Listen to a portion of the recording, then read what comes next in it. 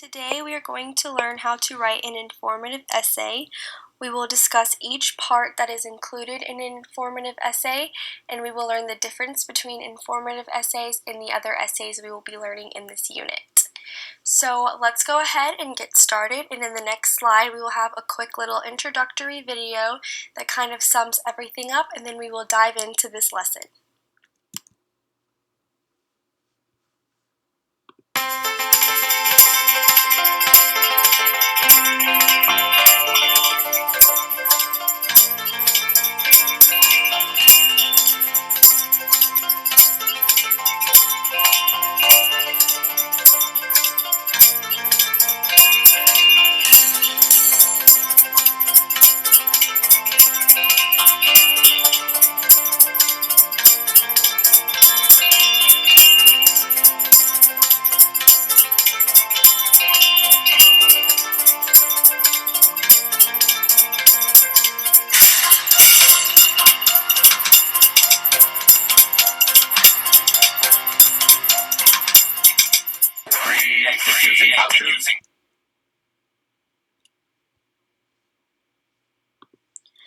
To begin this lesson, we're going to start out with a quick thought question to kind of jog your memories, and I want you all to think of what makes an informative essay different than the other essays we have learned about.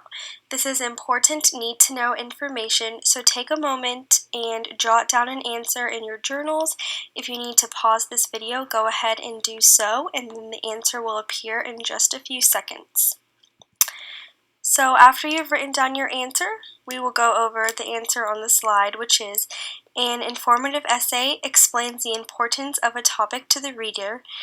An informative essay can inform the reader about an issue they may be unaware of. So think about any potential topics you would like to write about, or any important information that you think should be shared that you would be able to write an essay about.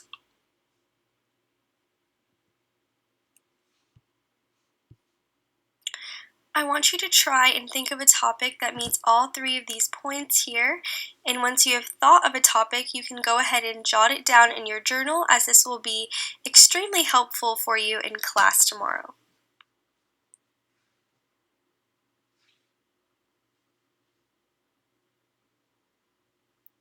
Once we have chosen a topic, I want you all to consider beginning writing an opening paragraph.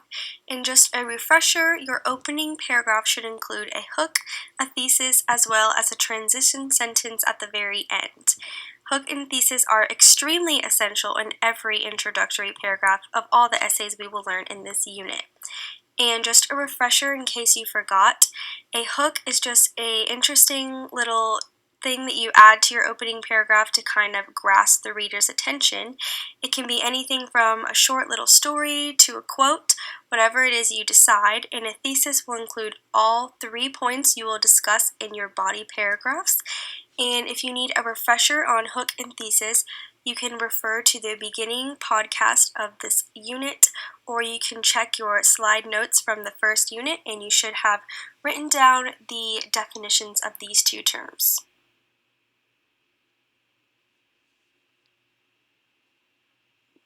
And just to kind of set an example for you, for the purpose of this lesson, we are going to kind of write a little outline for an example topic of the importance of washing your hands. So here we have a hook laid out. Have you ever taken a moment to think about all of the germs you come into contact with every day? This question kind of makes the reader question themselves and think about how many germs they really come into contact on a daily basis, thus making them want to continue reading the essay to learn more.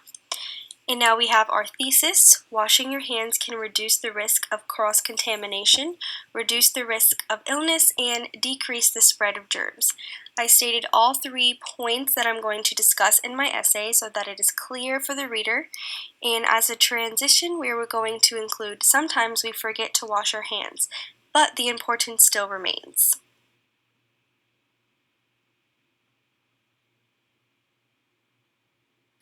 So after we write our introductory paragraph, it is time to include the 3 body paragraphs.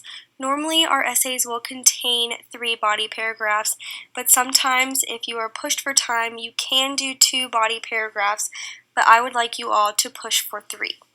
So basically, in each paragraph, you want to include a topic sentence, which would be the point you're going to discuss in this body paragraph, as well as supporting details, and then a transition at the very end of the paragraph so that the reader knows we are moving on to another topic and that everything is clear and easy to understand and organized.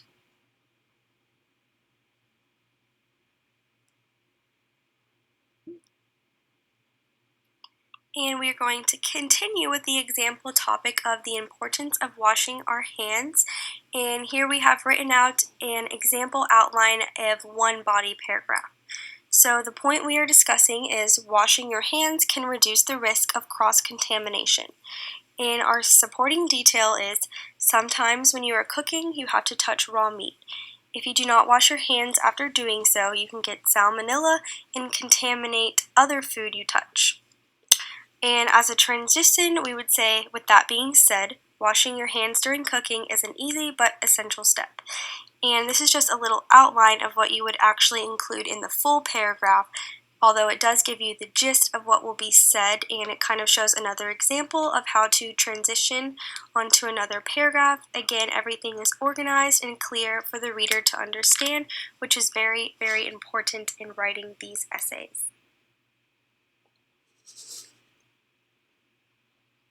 So now we're going to go over another thought question.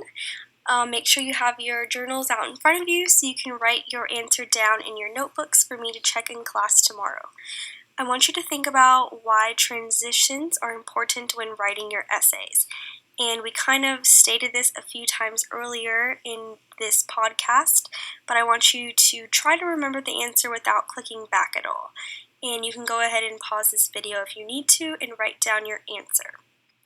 Once you're finished, you can go ahead and read the correct answer, which is transitions are important because they make the essay flow nicely and let the reader know you're moving on to another point. And I want you all to make sure that you're putting the answers you wrote yourself as well as the correct answer so that we can compare them and hear your ideas of why transitions are important when writing essays, as there is more than one reason why they are so significant in your essay writing.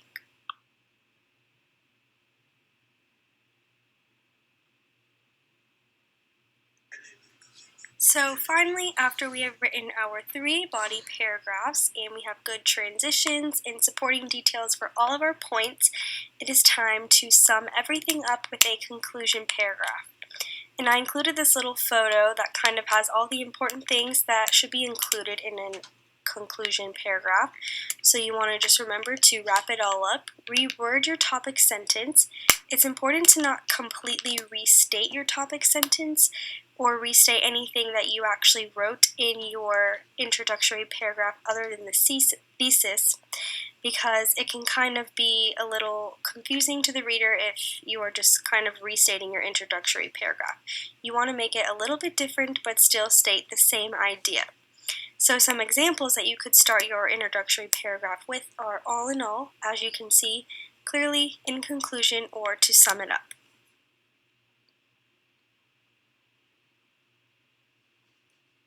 So sometimes conclusion paragraphs can be a little bit tricky. It's important to not completely restate your entire introduction paragraph. You kind of want to state new things that still sum up the entire essay.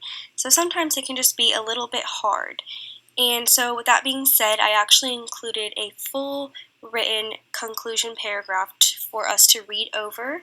And before we go over that, I want you all to remember, when writing your conclusion paragraph, do not use phrases like, "I hope you enjoyed my essay," or "Thank you for reading my essay." We want to sound more professional when writing our essays. So we're going to go over the example paragraph, and then we will be pretty much finished with this lesson. So sometimes we forget how important it is to wash our hands. We often disregard how many germs we come into contact with, and we forget how many times a day we touch our face. Washing our hands is a simple, important task. It can prevent cross-contamination, reduce the risk of illness, and even reduce the spread of germs. Imagine the difference it would make if we all made an effort to take extra time to wash our hands every hour of the day. Maybe we would get sick less. So we kind of restated everything that we included in our essay, but we didn't just copy anything that we wrote in our introduction paragraph or the body paragraphs, which is extremely important when writing a conclusion paragraph.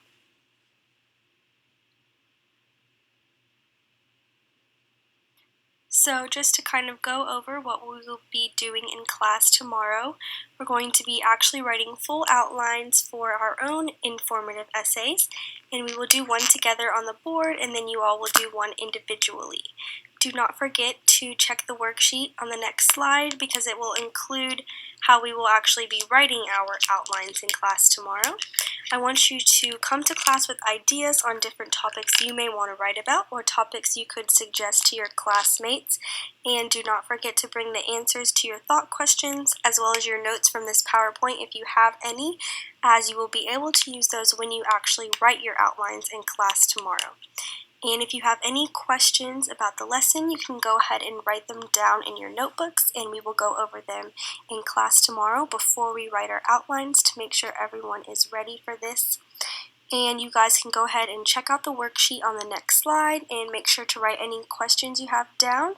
And I will see you all in class tomorrow.